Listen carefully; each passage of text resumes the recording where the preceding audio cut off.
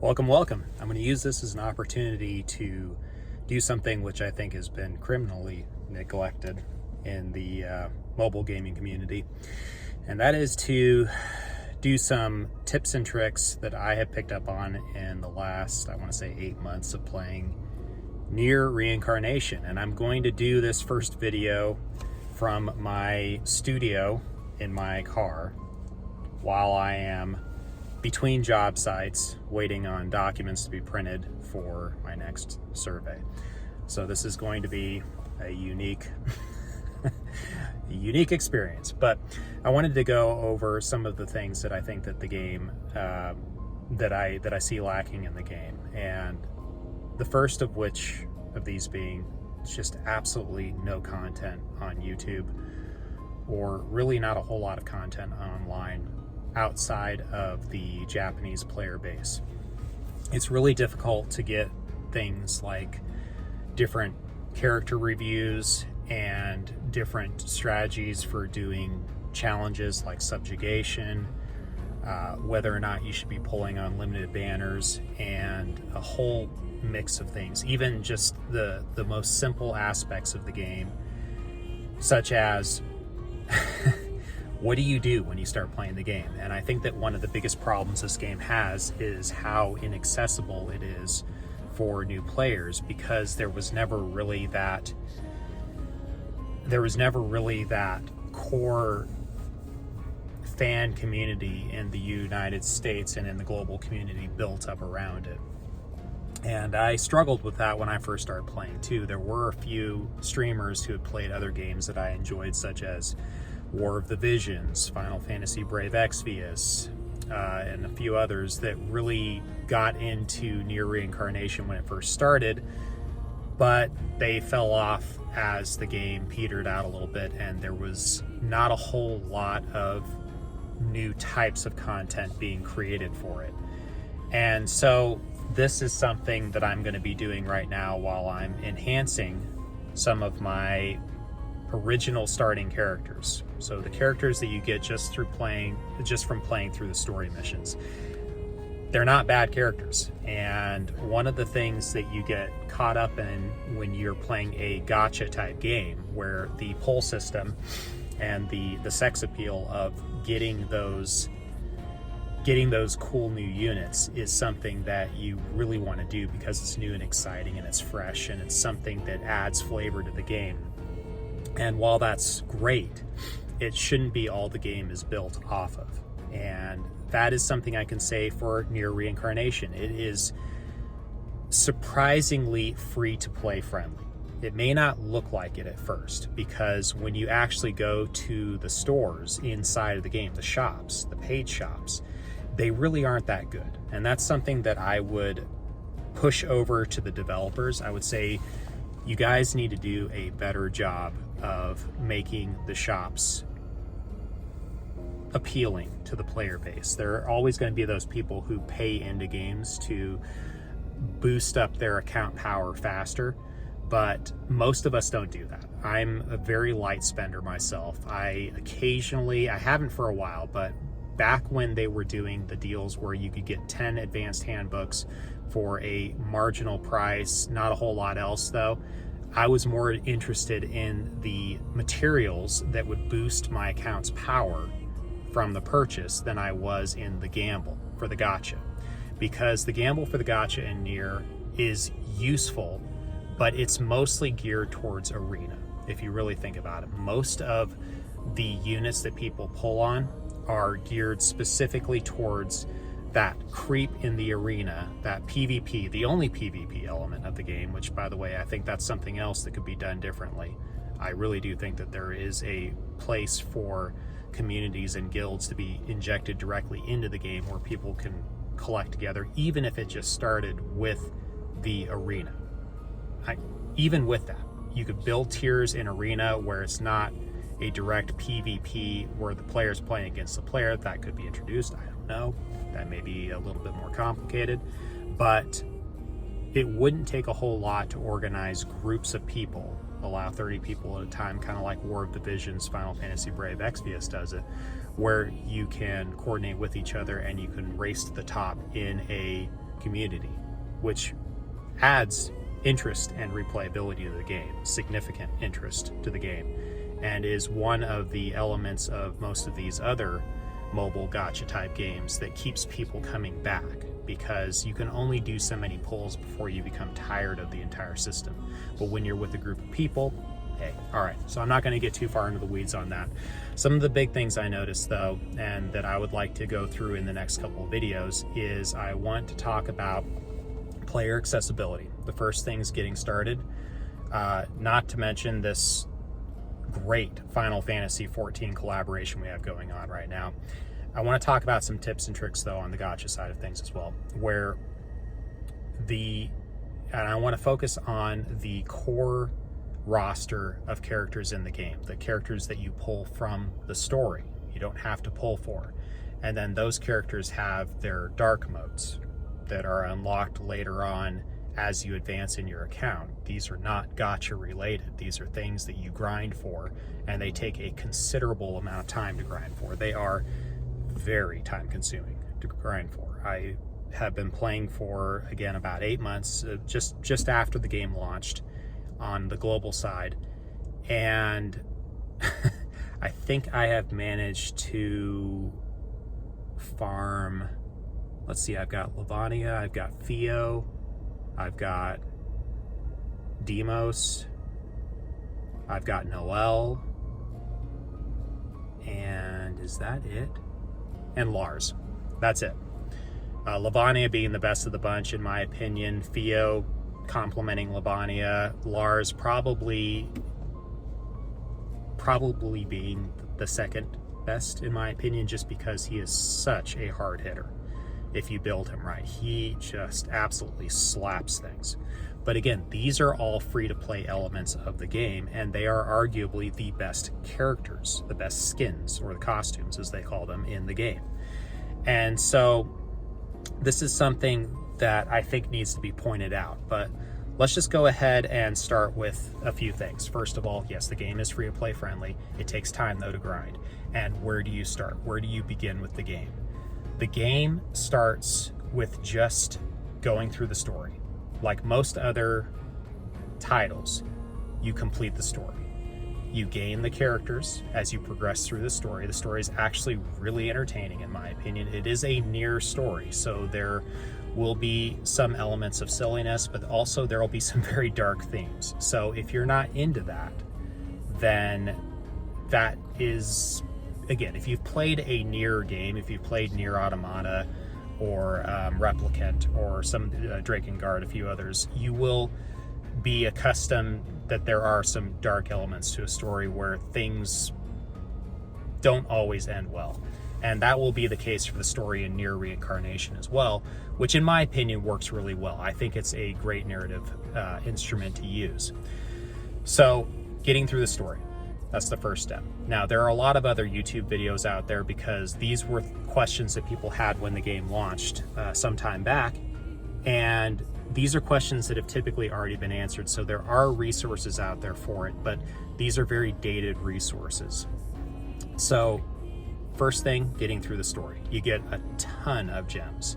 And if you are starting in this game right now, and during the month, the next 30 days or so that we have this Final Fantasy 14 collaboration, I highly, highly, highly recommend grinding through that story using the the resources that you have to restore your energy and pump through that. Just get it done. Enjoy the story because it is a great story. Enjoy the experience because it is a separate element of the game that is unique in the game, where it is an exploration element of the game.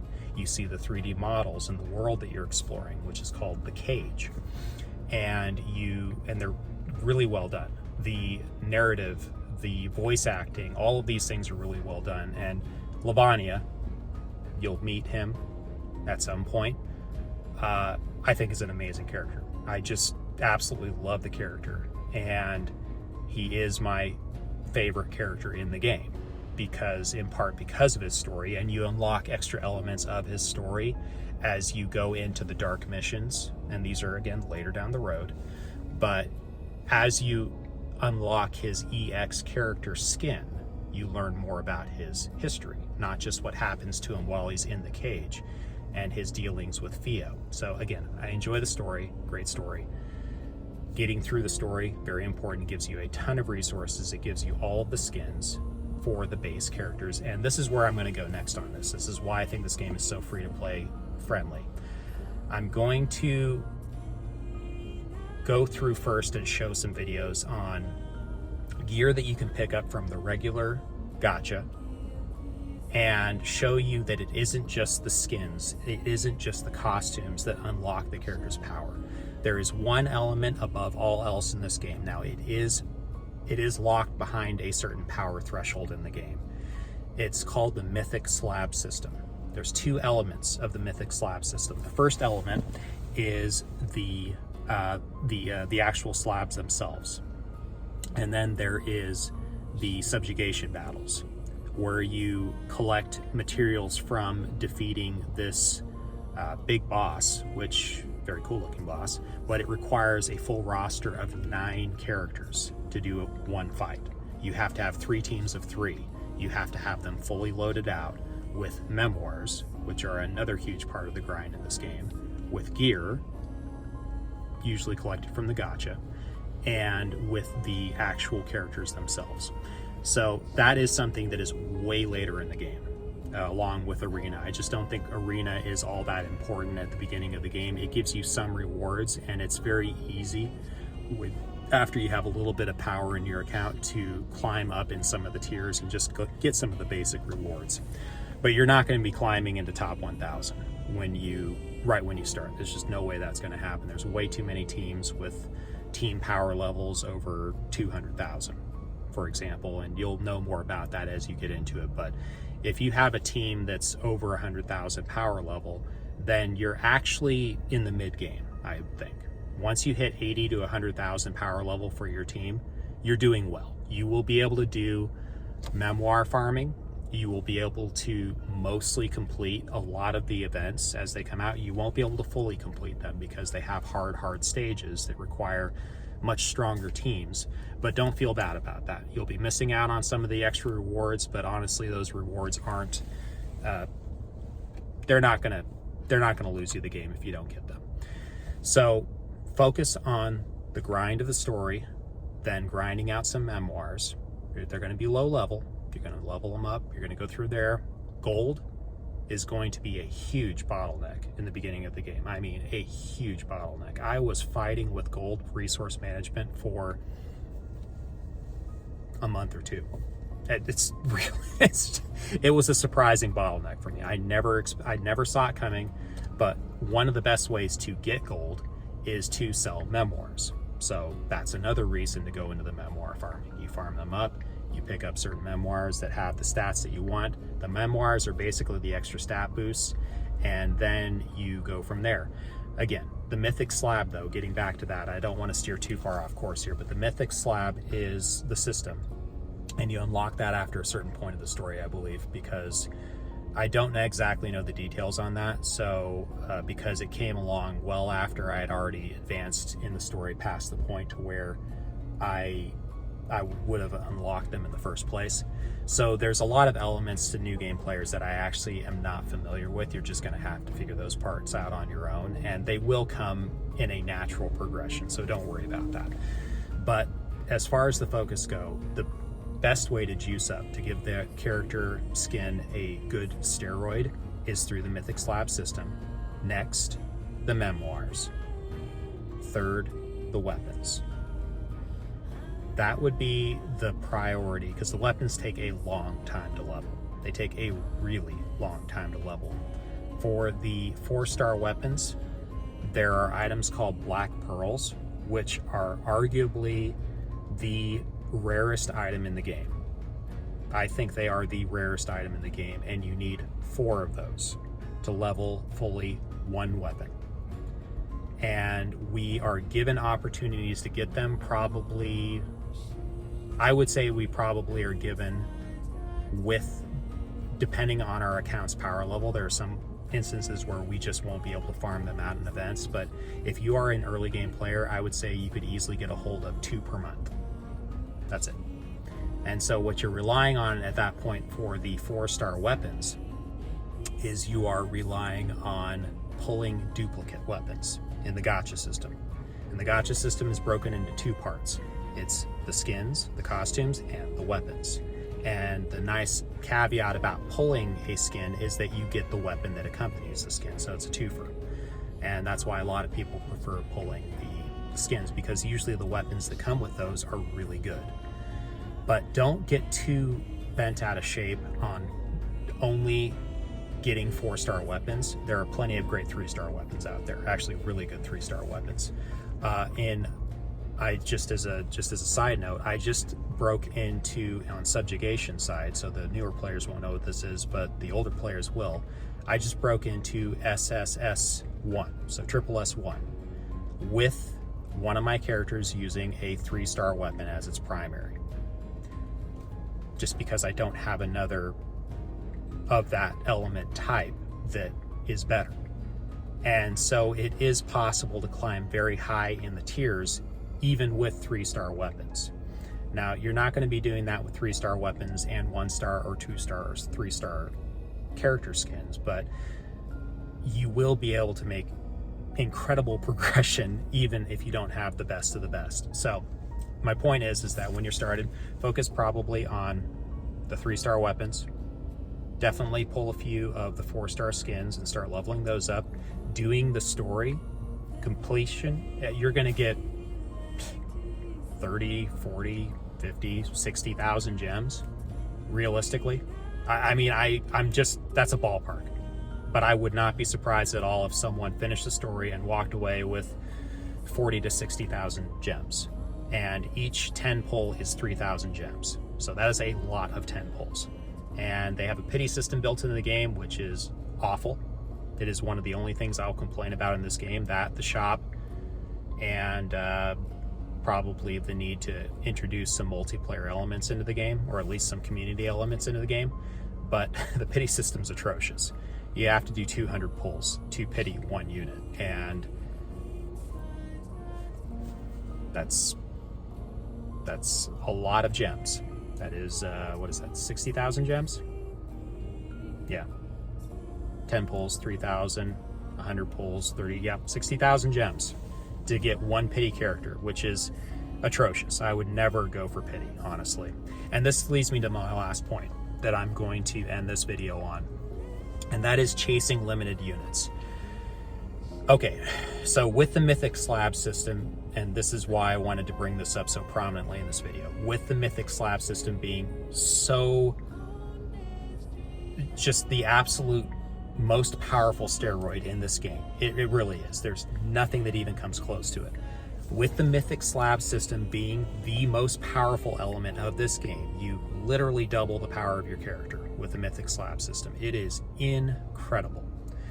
And that being the case, each tab for the slab, each tab of the slab is dedicated to 1 character. So Lavania, let's take him. Again, he's my favorite.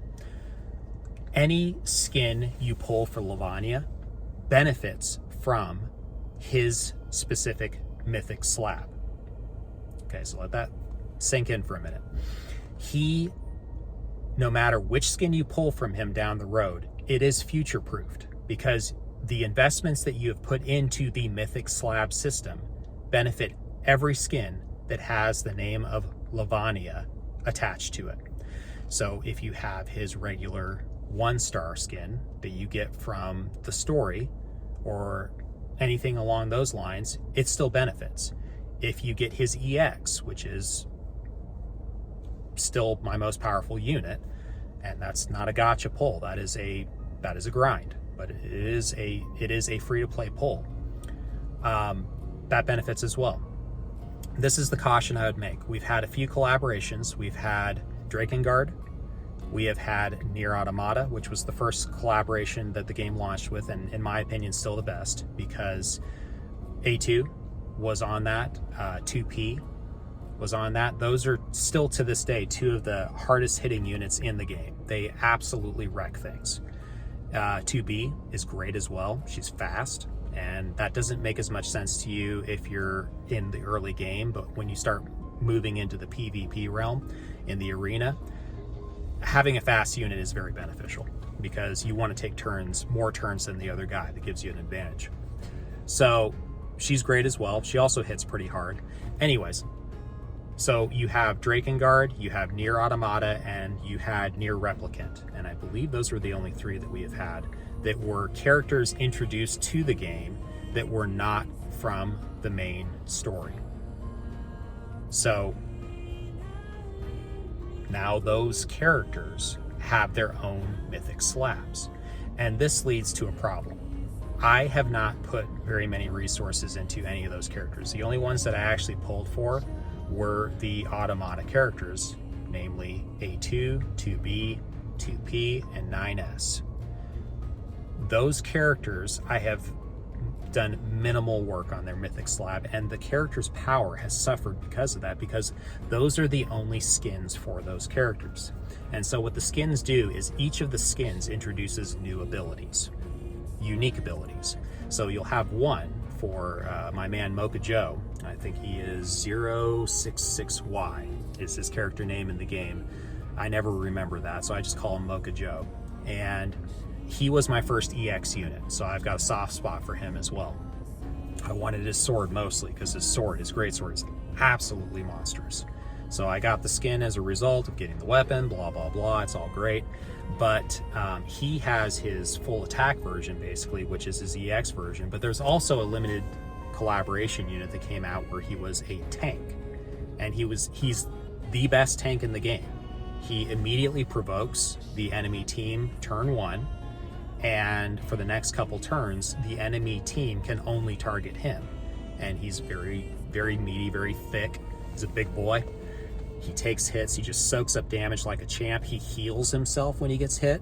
So unless the attacker is doing more damage than what his heal is, he actually can heal it right on back. So it's an amazing unit. And and he benefits all three of those.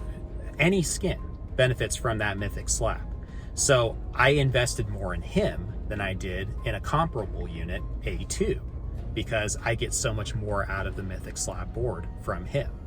So those are just some starting pointers, I would say. This is just a completely unscripted conversation in my car while I'm waiting for documents to print so I could go to my next job site.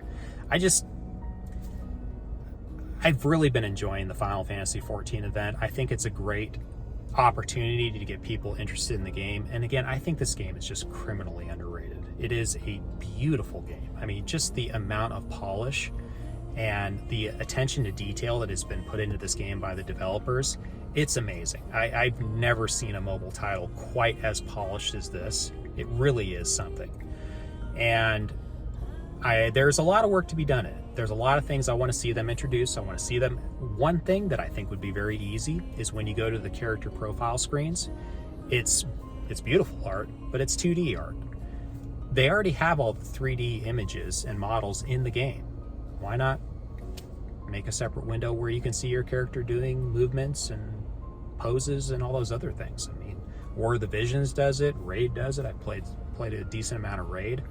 I know there's a lot of other games that do it too, and I think that that's just a neat little feature. So there are some little quality of life things, even though they have introduced a lot of quality of life changes into the game since it launched.